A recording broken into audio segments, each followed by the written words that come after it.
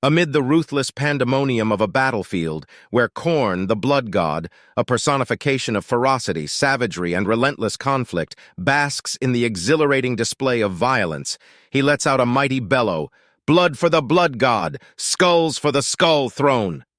His battle cry resonates through the blood-misted air, the landscape distorting strangely amidst his fiery delight. In an instant, the savage battlefield morphs into a calm, softly lit room. Khorne, startled by this abrupt change, finds himself on a cozy couch, the fabric of which feels alien to his hardened exterior. Across the room, a serene figure meets his gaze with a warm smile. "Good day, Khorne. I trust you are well?" The figure's voice is calm, completely contrasting the violent world Khorne had been in just a moment ago. It's Carl Jung, the renowned psychoanalyst. Baffled, Khorne retorts, "Well, I was enjoying a delightful massacre until you brought me here. I don't have time for these games." Jung, unperturbed by Khorne's obvious hostility, gently explains, but this is no game, Khorne. I am Carl Jung, your therapist. Our sessions have been mandated." "Mandated? By who?" Khorne's voice booms in confusion and disbelief. "And therapist? I'm the blood god. I am rage incarnate. I need no therapy." Jung doesn't flinch, holding Khorne's fiery gaze with a knowing look. "Not even a god can escape the examination of the self, Khorne. Every being, mortal or divine, experiences inner conflict." Khorne's laughter echoes in the peaceful room, a harsh contrast to its tranquility. "Conflict? There is no conflict. Only war, only bloodshed. Your words belie a certain tension. Could it be that the god of war fears something? Perhaps peace?" Jung's words hang in the air, a challenge for Khorne. "You dare imply I fear peace?" Khorne bellows, his wrath momentarily shaking the calm atmosphere of the room. "No, Khorne, I merely suggest that your relentless pursuit of war might be an attempt to escape the very thing you fear. A chance to reflect, to find tranquility within," Jung replies, his calm demeanor undisturbed. The god of war, the embodiment of violence, is silent for a moment before letting out a hearty laugh. "You think me afraid of peace, of reflection? Ha! I am the embodiment of wrath, of destruction. There is no peace in my domain." Yet the fact that we're here in this tranquil space having this conversation, perhaps it suggests otherwise, Jung proffers, a subtle challenge in his words. With a snort of defiance and a spark of curiosity in his eyes, Khorne reclines back on the couch. Very well, human. Let's play this game of yours. Let's see what your therapy can uncover." Jung gives a subtle smile, ready to embark on this unusual journey of peeling back the layers of the god of war, the blood god, in this strange battlefield of the mind. And so, their unexpected therapy session begins. Dr. Carl Jung, despite his earthly existence long behind him, found himself in a cosmic setting that one could only dream of. He was face to face with the manifestation of rage itself, Khorne. The red haze around them seemed to pulse with each word, each assertion.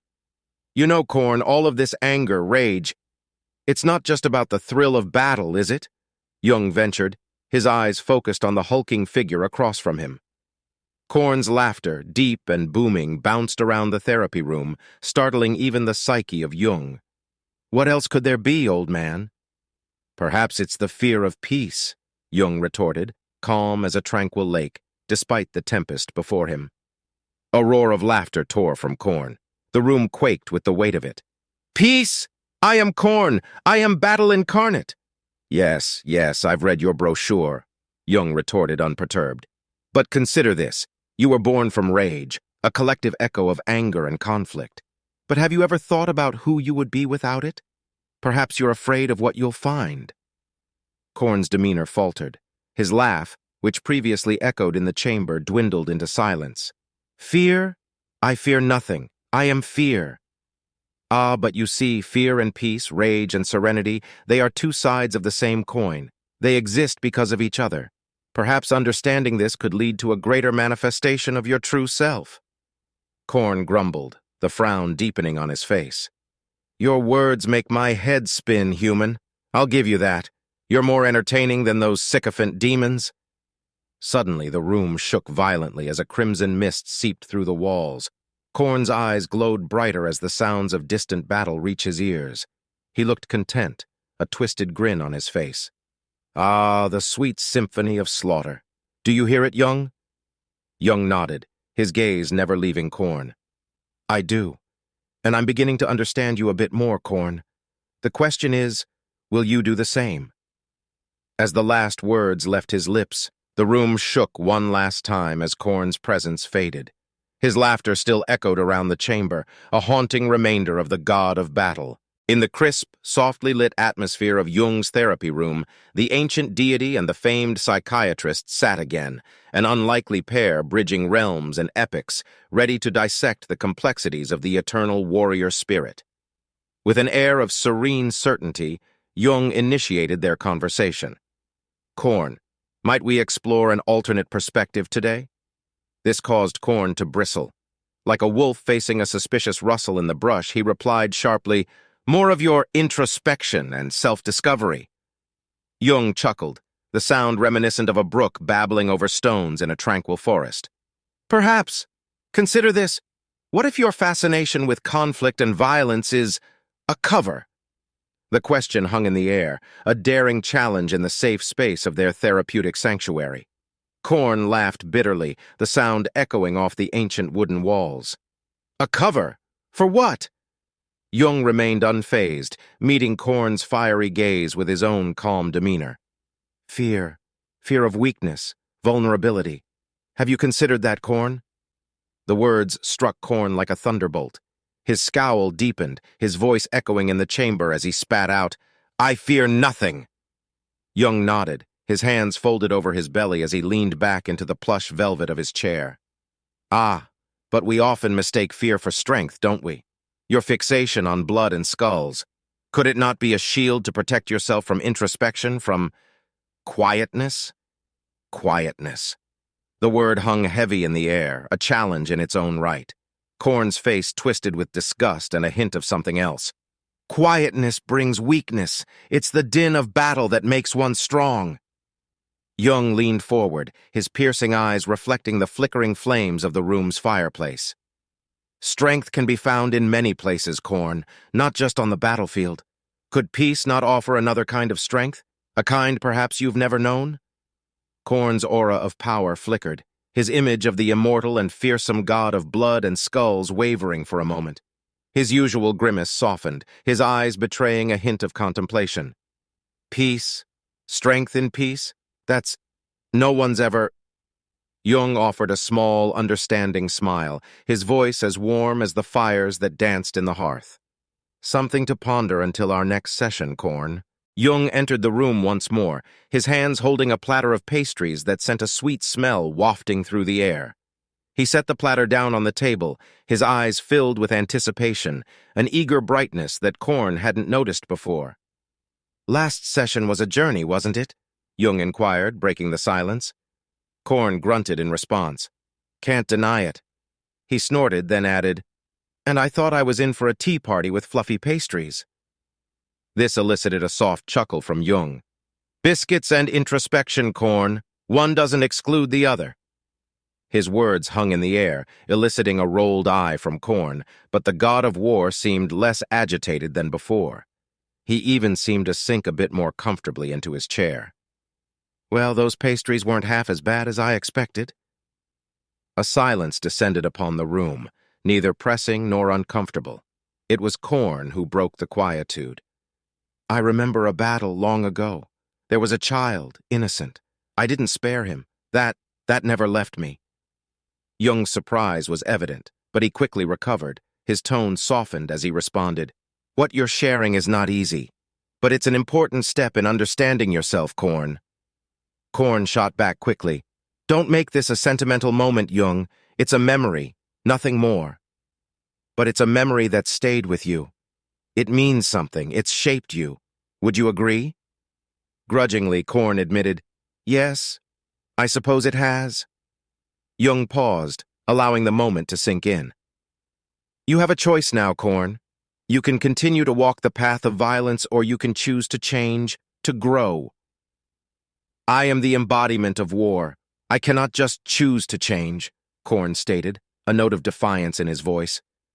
Jung didn't let the defiance deter him. But you are more than that. You are a being capable of thought, of emotion, of growth. Khorne was silent, deep in thought. When he finally responded, it was with a tone of hesitant acceptance. I never thought I'd say this, but maybe you're right. Maybe there's room for change. Change is never easy, Khorne. But with patience, even the most formidable mountains can be moved. A surprising half-smile pulled at Khorne's lips.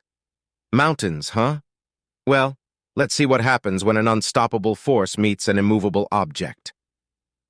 Laughter filled the room, easing the palpable tension. As the session came to a close, a sense of camaraderie hung in the air, a testament to their unexpected journey. Unknowingly, Khorne had taken his first steps towards change. Jung leans back in his chair, examining Khorne thoughtfully. The war god is gruff as always, the anger seemingly an inherent part of him, but there's an undertone of something more beneath the fury, an element of curiosity that wasn't there before. Khorne, Jung begins, his voice gentle yet firm. I've noticed a change in you, even though it's been gradual.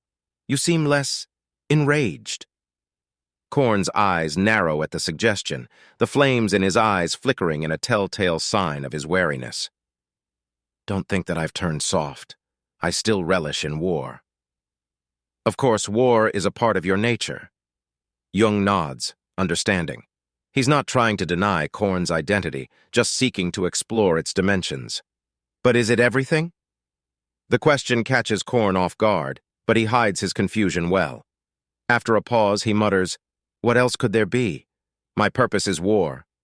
True, Jung concedes, but even the most brutal warrior has moments of calm, right? Moments when he doesn't want to fight. Don't you ever wish for those moments? Khorne grunts, visibly uncomfortable with the direction of the conversation, but there's a flicker of something in his eyes, a hint of uncertainty. Maybe. I've had fleeting thoughts, but they feel like weaknesses. Not weakness, Khorne. Complexity. Jung leans forward, pressing the point home. It's about acknowledging that there are different aspects to you. This seems to resonate with Khorne. He grumbles, Are you saying I have more in me than just bloodshed? Exactly. Jung nods, glad that his point is coming across. And acknowledging that is a form of strength. Strength, huh? There's a new kind of consideration in Khorne's voice. Yes, the strength of self-awareness. It's okay to explore other facets of your nature, Khorne. They are parts of you too. They continue to talk, delving deeper into Khorne's psyche. As the conversation continues, the war god's exterior starts to crack, just a little, showing a hint of vulnerability that he would never admit to. As the session comes to an end, Khorne grunts, You're not as irritating as I initially thought, Jung. Well, I'm glad to hear that. Jung laughs, feeling a sense of achievement. This is just the start, Khorne. There's a long road ahead, but I believe you can walk it. Khorne, in a rare moment of sincerity, nods. Maybe I can. Thanks, Jung. No, Khorne, thank you for trusting me. Until next time? With a smirk that seems almost friendly, Khorne agrees. Until next time, Jung. And thus ends their therapy session, with new understanding and a mutual respect forming between them.